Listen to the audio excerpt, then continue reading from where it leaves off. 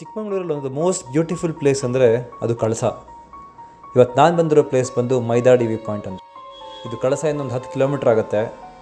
So ಒಳ್ಳೆ view ತೋರಿಸ್ತೀನಿ ಬನ್ನಿ ನಿಮಗೆ. ಇವತ್ತು ನಾನು ಹೋಗಿದ್ದ ಟೈಮಲ್ಲಿ ಯಾರೂ ಕ್ರೌಡ್ ಇರಲಿಲ್ಲ, ಪೀಸ್ಫುಲ್ಲಾಗಿತ್ತು. ಆ ಫಾಗು, ಚಿಕ್ಕದಾಗಿ ಮಳೆ ಆಗ್ತಾಯಿತ್ತು. ತುಂಬ ಖುಷಿಯಾಯಿತು ಮಾತ್ರ ನೋಡ್ಬಿಟ್ಟು ನನಗಂತೂ.